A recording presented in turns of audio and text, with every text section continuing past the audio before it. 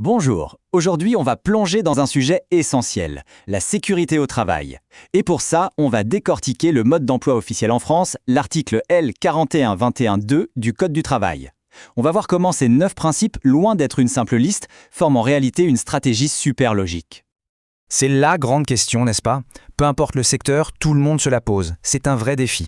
Mais ce qui est intéressant, c'est que la loi française, plutôt que d'imposer juste des contraintes, nous offre une réponse structurée, un véritable guide pour y arriver. Souvent, on imagine le code du travail comme un truc énorme et compliqué, plein d'interdictions. Mais il faut vraiment le voir différemment, un peu comme une feuille de route. Ce n'est pas juste une liste de ne pas faire, c'est une méthode, une philosophie d'action pensée pour protéger la santé de toutes et tous. Allez, on entre dans le vif du sujet. Tout commence par 2 principes fondamentaux. C'est la base de tout, le point de départ non négociable pour n'importe quelle démarche de prévention qui se veut efficace. La logique est implacable et suit un ordre très précis. La toute première chose à faire, c'est de se demander, est-ce qu'on peut carrément supprimer le danger? Si une tâche à risque peut être éliminée, c'est la solution parfaite. Et c'est seulement si ce n'est pas possible qu'on passe à l'étape 2. Là, on analyse, on mesure et on essaie de comprendre exactement les risques qui restent pour pouvoir les gérer. Bon, une fois qu'on a identifié les risques, on fait quoi?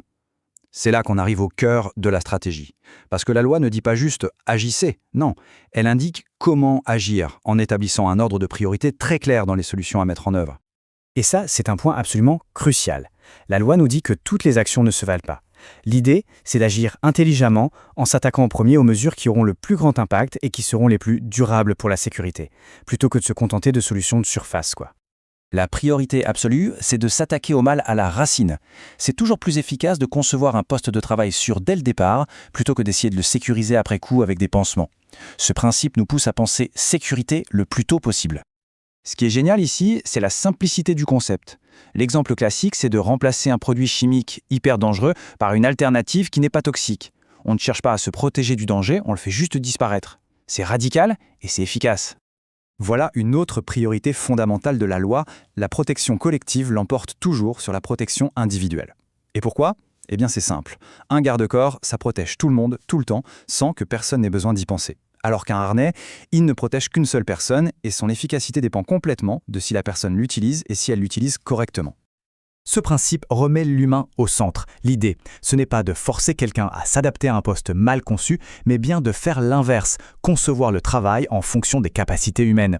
Ça permet de réduire la fatigue, les troubles musculo-squelettiques et au final d'améliorer le bien-être général. Ok, on a vu les actions à mener en priorité. Maintenant, voyons comment on intègre tout ça dans un système global.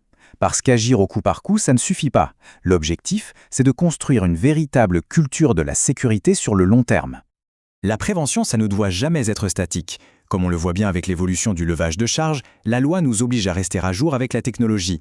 Ce qui était acceptable dans les années 80, comme le levage manuel, ne l'est plus aujourd'hui grâce aux innovations qui permettent de travailler de manière beaucoup plus sûre. Ce principe est peut-être le plus complet de tous. Il montre que la vraie prévention, c'est un projet global, holistique.